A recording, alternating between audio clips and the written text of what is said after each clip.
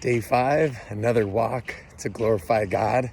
May his will be done on earth as it is in heaven. That prayer that Jesus prays, right, the Our Father that we understand, but it's in Scripture, it's in the Synoptic Gospels twice, right? Pray like this, and then he prays the Our Father who art in heaven, hallowed be thy name, right? We remember the King James Version typically with the thys and the thous and the these, right? But that prayer, may his will, whose will?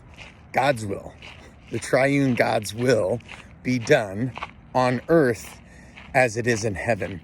So this helps those of us that see God as a spiritual only salvation, right? And this was Gnosticism during that day, right? The Gnostics would say, well, the body doesn't matter, right?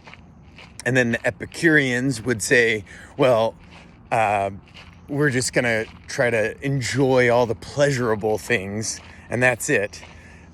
Instead, what would be the wise thing is what it says in the Old Testament and the New: fear God and follow his commandments. Love the Lord your God with all your heart, all your mind, all your soul, and all your strength, right? And so if we are to love God with all that, and we know that his will ought to be done, is the right, moral, good thing to be done on earth as it is in heaven, then we are not just living for our spiritual salvation. We're living for earthly salvation. We're living for creating, enjoying the glorification of God, to glorify God and enjoy him forever, in that we can build his kingdom here on earth as it is in heaven. So this is something that we get to partake in. And so this is all the more reason, another reason for us to enjoy the nature that he has created, enjoy the body that he has gifted me, and enjoy it through using it in the way it ought to be used. So I'm fairly certain I haven't found a scripture in the Bible, and I've read it through a few times, that says we should sit and not do anything. We should be lazy, right? Like none of these, it's the opposite, right? We read the opposite in Scripture, that work can be good to the glory of God, that us moving around and using our bodies and walking to the well, or walking, enjoying his beautiful creation, is good.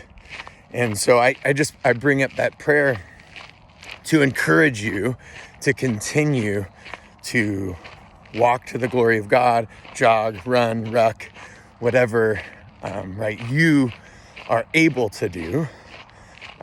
Do that. And if you can do 10 minutes, then do 10. If you can do 15, do 15. Err on the side of less as you start to put together these days. If you felt a little bit of soreness, right, it's good to actually get out and move. That will help eliminate the soreness through the way our circulatory system works and the way our physiological systems work. So enjoy the opportunity to have a little bit of tightness, a little bit of soreness, but err on the side of easier and less. And as you build up these days, what you're going to notice is that it's going to be easier and easier and easier for you to do more and more and more. And you'll be able to add 2 minutes, 5 more minutes to the walk. By day 50, you'll be probably turning walks into jogs, or walk jogs, or walk runs.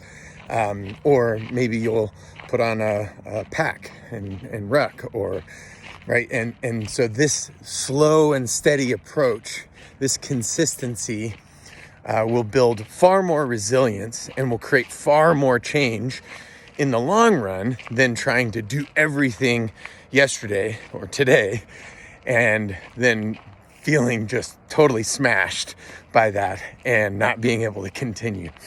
So I said I wasn't going to do as long of talks for the walk because it's a walk, it's a jog, it's a run, it's a ruck. It's pretty simple. And we're doing every other day, every odd day, we're going to do that. And every even day, we're going to do some movement training, some exercise in the different movements that God has gifted our bodies with. So all to the glory of God. May his will be done on earth as it is in heaven. I love you and I'm praying for you.